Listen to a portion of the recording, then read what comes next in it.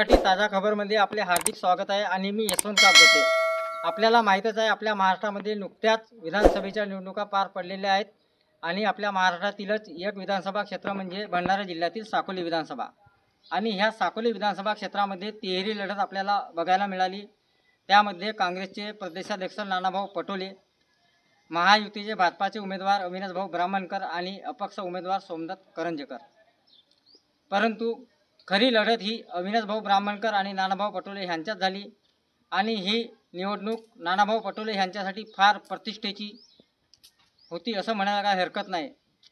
कारण अविनाशभाऊ ब्राह्मणकर हे एक गल्लीतील नेते होते, तर नानाभाऊ पटोले हे एक दिल्लीतील नेते होते आणि त्यांच्यासाठी ही निवडणूक फार महत्त्वाची होती आणि जिंकणे फार महत्त्वाचे होते। परंतु अविनाशभाऊ ब्राह्मणकर यांनी अगदी पहिल्या फेरीपासूनच तर 28व्या फेरीपर्यंत नानाभाऊ पटोले यांना अगदी काट्याची लढत दिली आणि शेवटी 28व्या फेरीनंतर अविनाशभाऊ ब्राह्मणकर यांचा EVM मशीनमध्ये 658 मतांनी विजय झाला।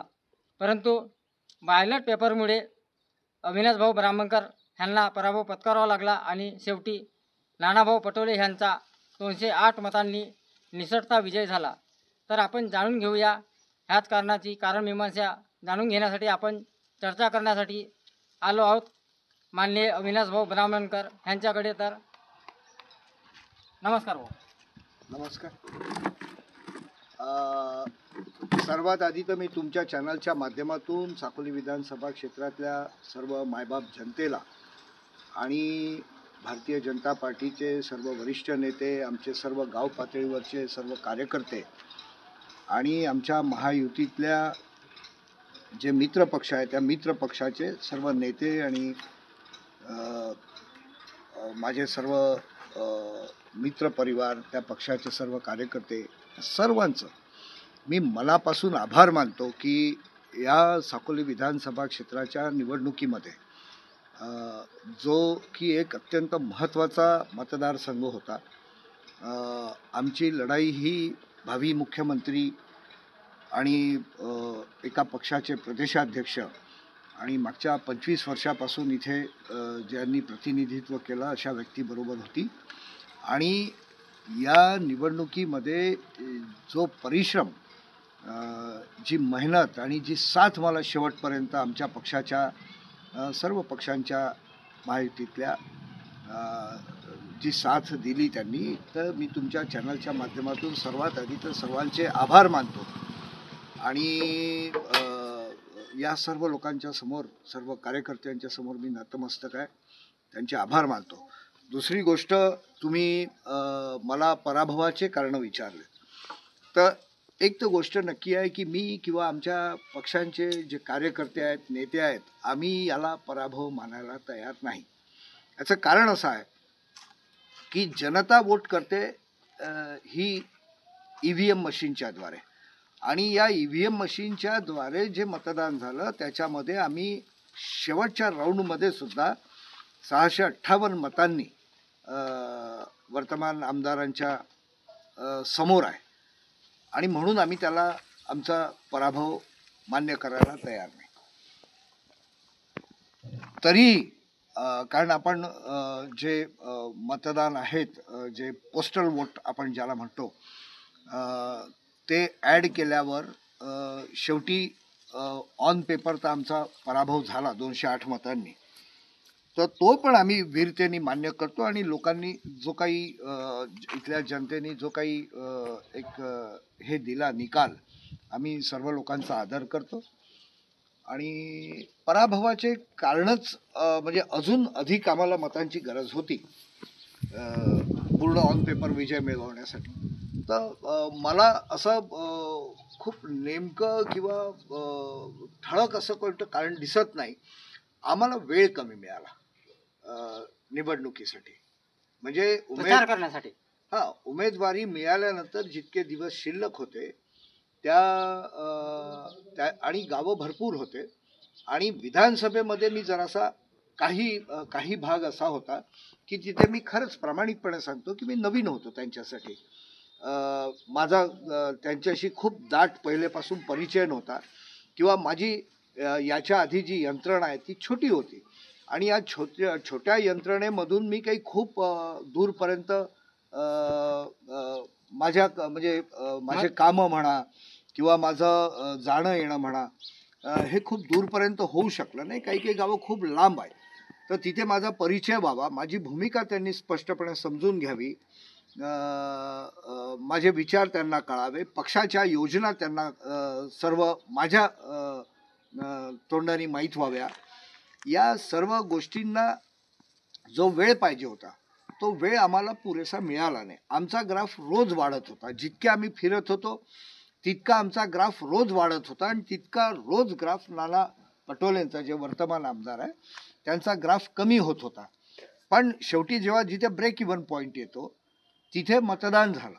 समजा अजून 1 दिवस किंवा 2 दिवस आम्हाला जास्तीचे मिळाले असते तर नाना भाऊंची ग्राफ खाली होण्याची प्रक्रिया आणि आमचा वाढण्याचा ती प्रक्रिया सुरू राहिली असती आणि 2 दिवस जर आम्हाला अजून अधिकचे मिळाले असते तर आम्ही निश्चितपणे जिंकलो असतो, बॅलेट पेपरच्या शिवाय सुद्धा. नाना भाऊ तर असे म्हणतात की EVM मशीनने जर निवडणूक झाली नसती आणि बॅलेट पेपरने झाली असती तर मी 30 ते 40 हजार मतांनी निवडून आलो असतो. ह्यावर तुमचं कसं काय? निकाल लागल्यावर या सर्व गोष्टी बोलणं अतिशय सोपं असतं. पराभव झाल्यावर EVM मशीनवरती किंवा तुम्हाला अपेक्षित असा निकाल हातात लागला नाही, तुम्ही निराश झाले किंवा तुम्ही मागे सरकले, जेवढं मोठं तुमचं नाव आहे आणि जो अपेक्षित निकाल होता बाकी सर्व जनतेला, तसं झालं नाही. 208 मतांनी निवडून येणं म्हणजे एक तसं बघितलं तर त्यांच्यासाठी ही एक खूप मोठा पराभव आहे त्यांचा. आणि सगळं लपवायसाठी काही वाक्य ते जोडतात किंवा 40,000 निवडून आलो असतो, EVM मशीन नसती वगैरे वगैरे. माझं म्हणजे आत्ताच 2 दिवसांच्या आधी परिणय भाऊ फुके जे आहेत माजी पालकमंत्री आणि आत्ताचे विधान परिषदेचे सदस्य, त्यांनी याच्यावर एक चांगलं उत्तर दिलं आणि मी पण ते आव्हान स्वीकारतो की खरंच समजा त्यांना तसं वाटत असेल तर उद्या त्यांनी आमदारकीचा राजीनामा द्यावा आणि परत मतपत्रिकेच्या आधारावरती आपण निवडणूक लढण्यास मी पण तयार आहे. आणि दूध का दूध पाणी का पाणी होईल आणि खरं काय ते लोकांना कळेल. आणि मी तर तुम्हाला आता एक सांगतो की समजा आता मतपत्रिकेवरती परत निवडणूक झाली तर कदाचित हे जे अपक्ष वगैरे उभे राहिलेले आहे ना, हे परत उभं राहण्याची हिंमत करणार नाही. त्याचा फायदा आम्हाला होईल आणि भरपूर मतांनी आम्ही यावेळी निवडून येऊ. समजा मतपत्रिकेवरती निवडणूक झाली आणि मी पण आव्हान करतो, म्हणजे हे जर खरंच त्यांचं म्हणणं आहे की EVM मुळे आमचा 208 मतांनी विजय झाला,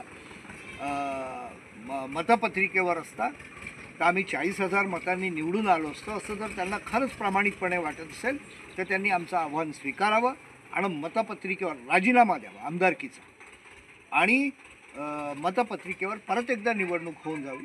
आम्ही तयार आहोत.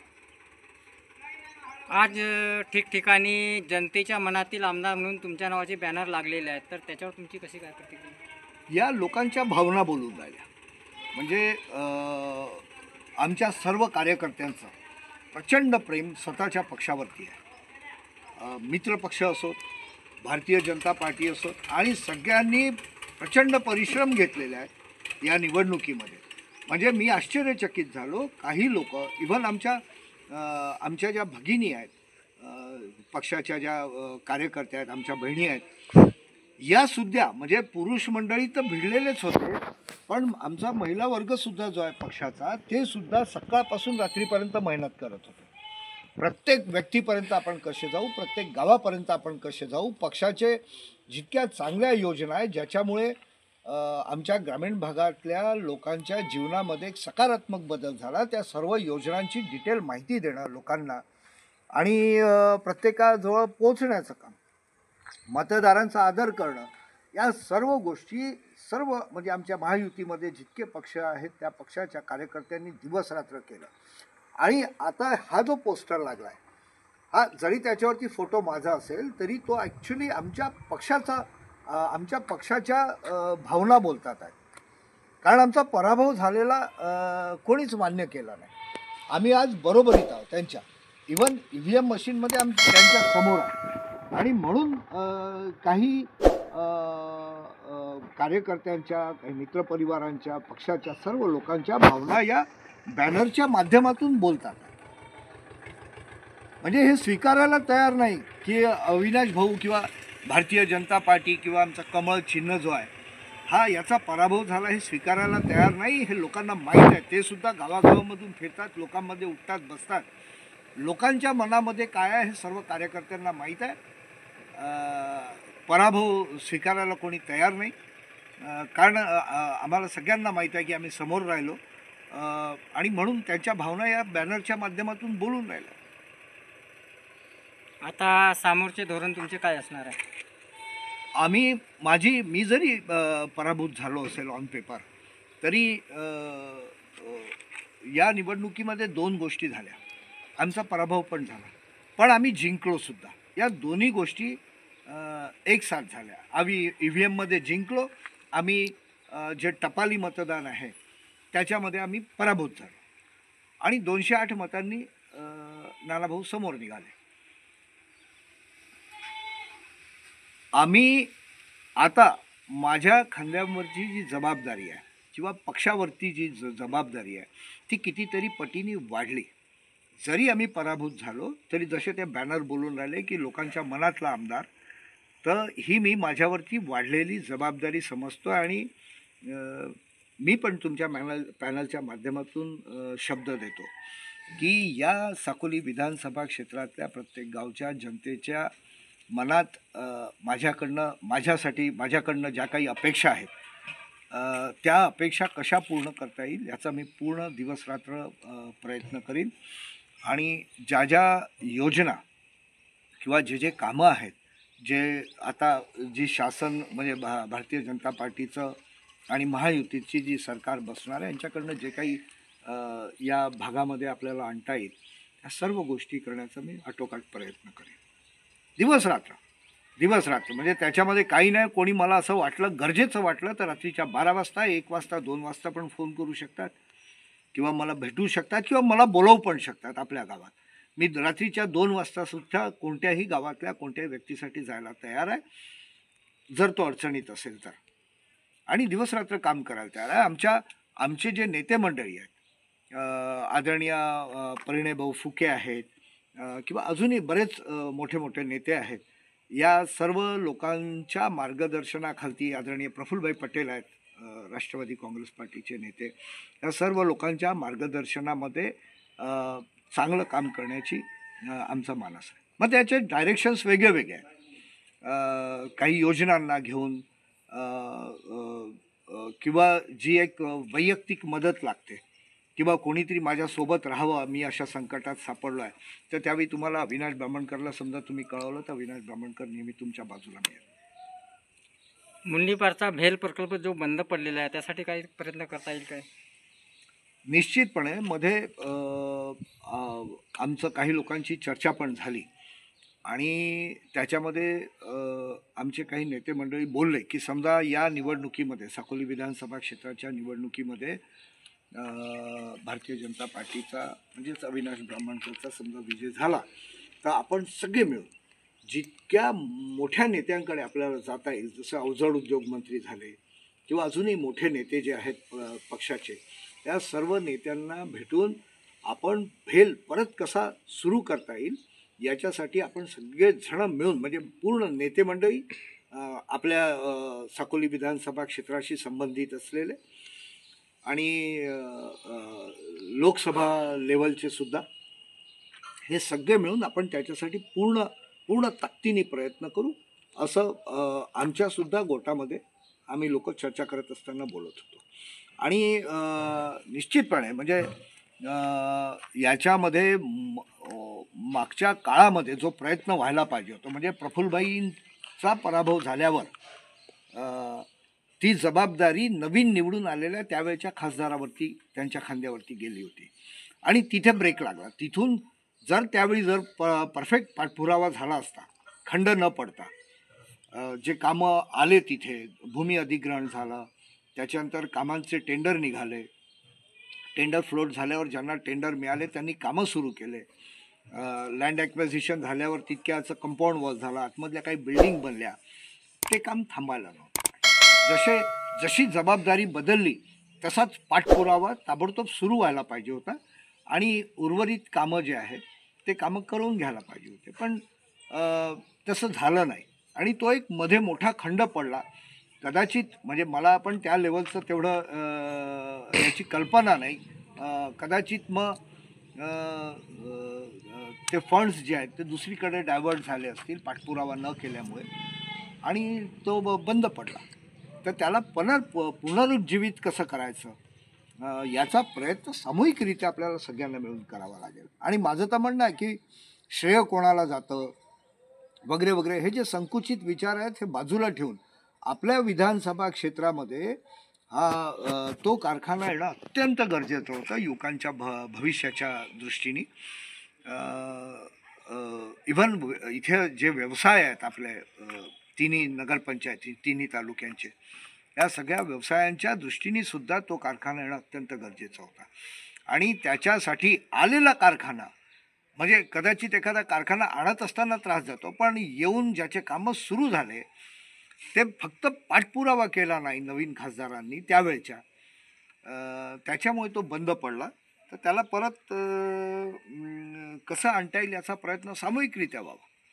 म्हणजे हा पूर्ण झाला तर श्रेय यांना जाईल त्यांना जाईल हे छोटे विचार बाजूला ठेवून आमच्या विधानसभा क्षेत्राच्या युवकांना ज्याच्या ज्याच्या मनगटामध्ये ताकद आहे तो आपलं विश्व कसं बनवेल त्या कारखान्याच्या भरोशावर एक तर आतमध्ये नोकरी मिळेल किंवा बाहेर त्या कारखान्याशी संबंधित जे कामं आहेत ते कामं करून तो आपलं विश्व बनवू शकत होता.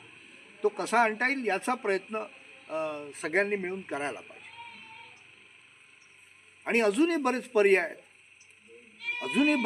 आहेत. ती जागा जर आपल्यासाठी आहे त्याच्यामध्ये छोटे पण जास्त कारखाने आणले जाऊ शकतात, दुसरे पण उद्योग त्या ठिकाणी टाकले जाऊ शकतात.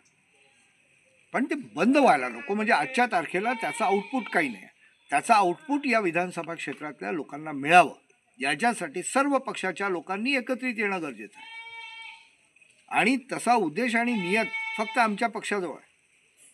आणि निश्चितपणे मी तुम्हाला सांगतो की आम्ही येणाऱ्या काळामध्ये आम्ही जे काही आमचे वरिष्ठ नेते आहेत आणि वरपर्यंत बोलण्याचा पूर्णपणे प्रयत्न करू. ठीक आहे, धन्यवाद सर. हे होते आपले अविनाश भाऊ ब्राह्मणकर, महायुतीचे भाजपाचे उमेदवार. अशाच नवनवीन आणि ताज्या बातम्यांसाठी आजच आमच्या चॅनलला सबस्क्राईब करा आणि बेल आयकॉन दाबायला विसरू नका.